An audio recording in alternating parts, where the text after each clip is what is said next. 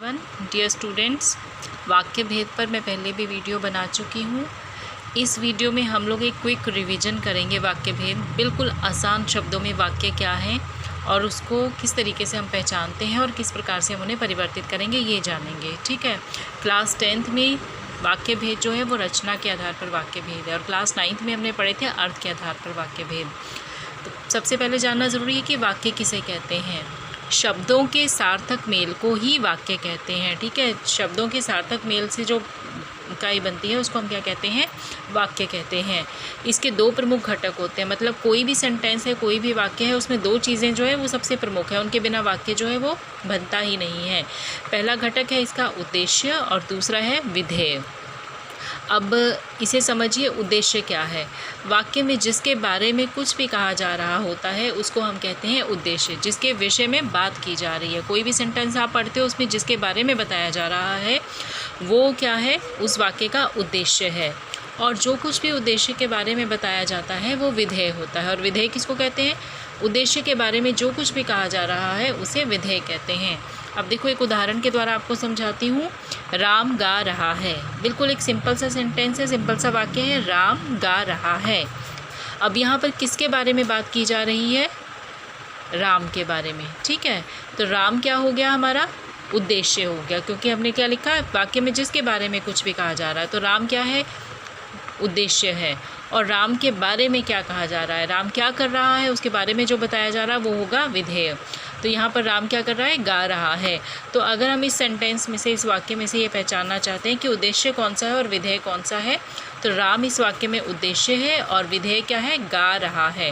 वो जो कुछ भी कर रहा है, जो कुछ भी राम के बारे में बताया जा रहा है वो सारा का सारा क्या होगा, हमारा विधेय। क्लियर है इतना। अब क्या है, वाक्य भेद करने हमने।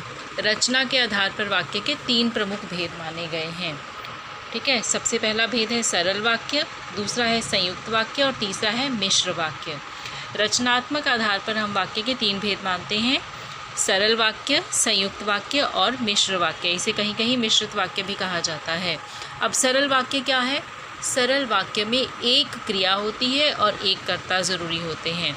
ठीक है। एक ही क्रिया है और एक ही कर्ता अवश्य होते हैं, वो हमारा सरल वाक्य होता है। इसे इंग्लिश में हम लोग कहते हैं सिंपल सेंटेंस।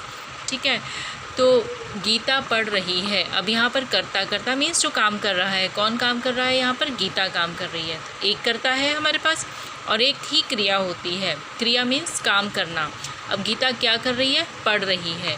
तो ये कैसा वाक्य है, सरल वाक्य है। पढ़ते ही आपको समझ में आ रहा है कि कर्ता जो है वो क्या क्रिया कर रहा है, कौन सा काम इस वाक्य में हो रहा है। तो ये वाक्य का कौन सा प्रकार होता है, सरल वाक्य। ठीक है। जिसमें एक ही क्रिया होती है और एक कर्ता अवश्य होते हैं। किसी भी वाक्य की पहचान करनी हुई सरल है या नहीं, तो उसमें हमें ये ध्यान में देना ज़रूरी है कि एक ही क्रिया होगी और एक ही कर्ता होगा। फिर आता है संयुक्त वाक्य। संयुक्त का क्या है, जोड़ना, मिलाना। तो ऐसे वाक्य जिनमें 2 या 2 से अधिक समान स्तर के उपवाक्य समुच्चय बोधक अव्यय से जुड़े होते हैं उन्हें हम क्या कहते हैं, संयुक्त वाक्य कहते हैं। अब जिनमें 2 या 2 से अधिक समान स्तर के उपवाक्य, समान स्तर के मीन्स बिल्कुल एक जैसे दिखने वाले वाक्य जो हैं वो जुड़े होते हैं किसी समुच्चय बोधक अव्यय के साथ। समुच्चय बोधक अव्यय जैसे कि और हो गया, तथा हो गया, इस प्रकार से 2 वाक्यों को जोड़ा जाता है जहाँ पर। ठीक है। उन्हें हम कहते हैं संयुक्त वाक्य। ठीक है। अब जैसे एग्जांपल देखिए, मैं लिख रही हूँ और तुम पढ़ रहे हो। अब ये 2 अलग अलग वाक्य हैं। मैं लिख रही हूँ, ये एक उपवाक्य है, और दूसरा है तुम पढ़ रहे हो। इसे किस अव्यय बोधक के द्वारा बनाया गया है, समुच्चय बोधक अव्यय के द्वारा इसमें जोड़ा गया है। जैसे कि और हो गया, तथा हो गया, वह हो गया, वह हो गया, एवं हो गया, इस प्रकार से। तो 2 वाक्यों को जो 2 या 2 से अधिक समान स्तर के उपवाक्य होते हैं उन्हें जोड़ने वाले जहाँ पर समुच्चय बोधक प्रयोग में लाए जाते हैं वहाँ पर कौन सा वाक्य होता है, संयुक्त वाक्य होता है। ये हो गए 2 प्रकार, एक सरल वाक्य हो गया, एक हो गया संयुक्त वाक्य। और तीसरा प्रकार है हमारे पास मिश्र वाक्य। मिश्र मतलब मिश्रित वाक्य। ऐसे वाक्य जिनमें एक प्रधान उपवाक्य होता है और उसके आश्रित एक या अधिक अनेक जो है उपवाक्य होते हैं। जैसे कि बाहर एक आदमी खड़ा है जो आपको ढूंढ रहा है। इस प्रकार के वाक्यों में क्या होता है, एक प्रधान उपवाक्य होता है, मतलब एक उपवाक्य महत्वपूर्ण होता है, उसी पर पूरा का पूरा वाक्य जो है निर्भर करता है, आश्रित करता है। बाकी के अन्य जो उपवाक्य हम प्रयोग में लाते हैं वो उस पर निर्भर करते हैं, उसे हम कहते हैं मिश्र वाक्य।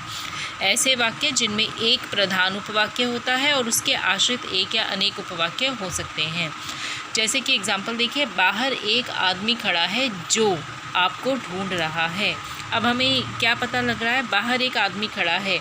अब ये इस पोर्शन के बिना ये उपवाक्य अपने आप में पूरा है, लेकिन जो आपको ढूंढ रहा है अगर हम इस सेंटेंस को बोलते हैं तो ये अपने आप में क्लियर नहीं है।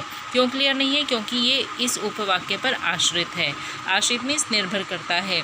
अगला हिस्सा उसका जो कंप्लीट होगा तभी ये अपने आप में पूरा होगा।